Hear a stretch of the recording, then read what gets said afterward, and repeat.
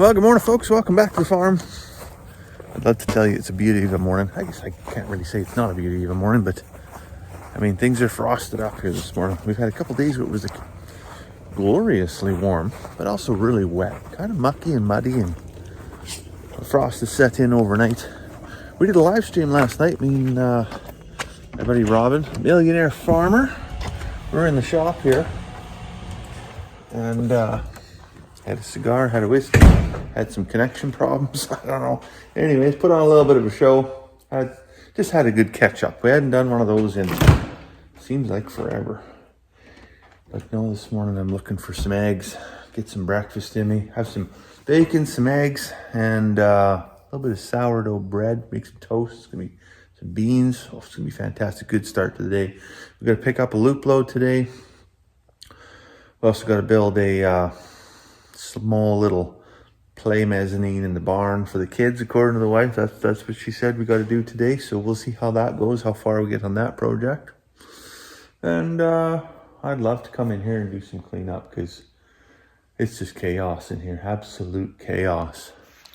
Also got to patch up a bit of fence. That big white dog there, I don't know what it is about them big white dogs and why they can't just stay home, but this one young fellow we got, even with the gate closed, he's still finding a way to get out.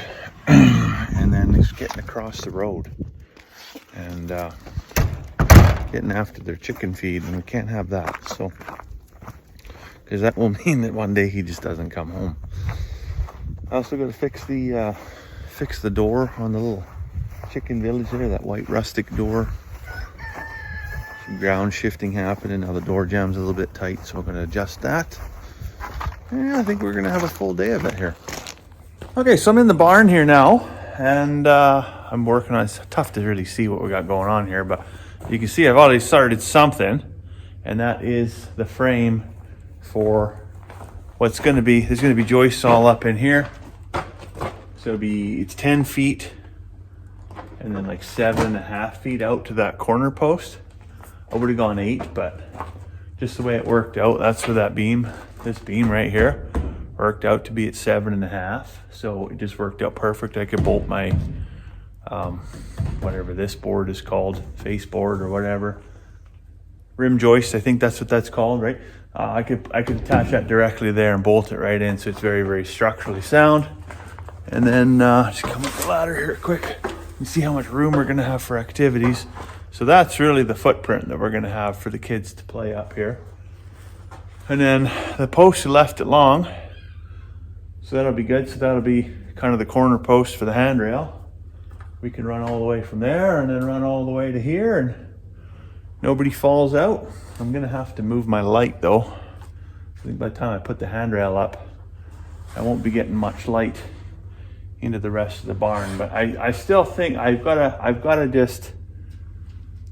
get just a 1/2 inch deeper in my wallet and just, suck it up and spend some money on some good LED lights that I can put, 4 of them in here or whatever, and wire them to that switch and get rid of that security light. Like, it is a good bright light, but lambing season, 5 o'clock in the morning, it's still pretty dark in here, So I think I can get away with putting four big LEDs in. It won't use a ton of wattage.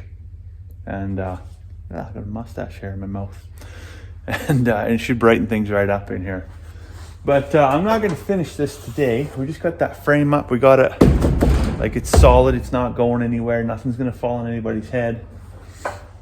We're going to run to town. We got some stuff to do for 4-H. We got to go to the Secan and get a plywood cutout cow, I think, decorate it for Christmas. So they do the Northern Lights Christmas show or whatever. You can take wagon rides and all that stuff over at Evergreen Park. So that's pretty magical. Well, the folks in Beaver Lodge thought, well, what about for the folks in Beaver Lodge, can't get to Grand Prairie? So they do a thing at the campground in town there on a much smaller scale, but the principle's the same, right? So we're gonna go get this cutout cow and decorate it all up for the campground there. Just advertise 4-H, and then I got to get my loop pickup. I got a phone call today. There was nothing in Beaver Lodge again. That Beaver Lodge co-op. It's good to see there's not a lot of waste there, but kind of like, what's going on with that? I don't think there's a lot don't think there's a lot of groceries go through that place, and not a lot of folks shop. There's kind of off the main drag, right? So it's a tough go, I think, for them to keep the doors open on that place. But Hythe should have something for us here. I was really surprised at Halloween that we got, I don't know, half a dozen pumpkins or something in total in 2 pickups. But I was kind of expecting, like, oh, there's going to be a pallet or something like that, like there is in Grand Prairie, where you get pallets and pallets and pallets of pumpkins. But we only got the handful of them, and that was it. But I'm hoping, fingers crossed, for a big box of meat to keep the dogs fed this week, because we were shy on meat, and we got all apples last week, and dogs aren't too keen on apples.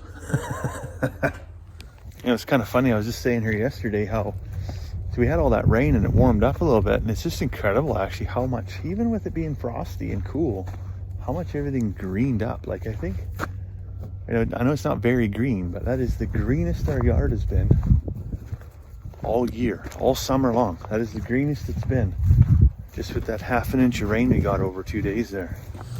All right, we're back from town. I'm gonna have to make another trip to town, but got the loop load picked up from Hythe.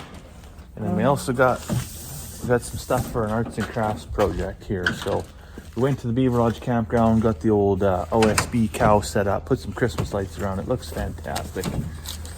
But then, wouldn't it be great if you've ever seen 4-H and Mini Achievement Day and the kids leading their cows around? Wouldn't it be great if we also did a cutout of one of the kids and just staple that up beside the cow so that the kid was leading the cow? So I have my nephew drawn on here. Tough to see in pen, but anyways, yeah, that's him right there. So we're gonna cut that out, and then I'm gonna use that to trace onto some plywood, and we'll cut him out, and he can go hold up his cow. That's gonna be great. And then I got a full box of stuff from the store. I don't know what all we got here, but looks like wraps, looks like bagels, looks like bread. So chickens for the win this week, that's for sure.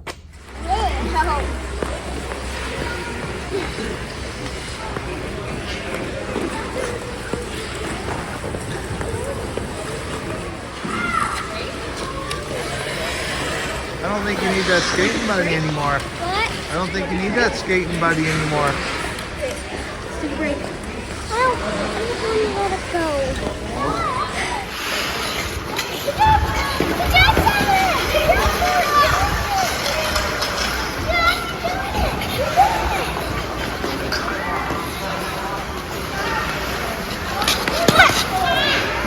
All right, back home now from the second trip to town. As you can see there, we did a little ice skating with the kids. That ended in a little bit of a fall. How's your butt feel? Is it okay? How's your knee feel? Still okay? All right, well, that's a win. We're don't need too many Band-Aids here. Should we go inside and make some buffalo chicken wraps? What do you think? You know what a buffalo chicken wrap is? Blech. Picky eaters. What do you want on your wrap? Cheese and chicken and lettuce? Ranch? Sounds like a plan. Okay, well, I think we're gonna head in, get us a little bit of supper, because we are hangry. We didn't actually eat lunch today. We just had a little bit of a snack in between trips to town. So I'm gonna let you go for now. Hope you're having a fantastic day. We'll see you tomorrow.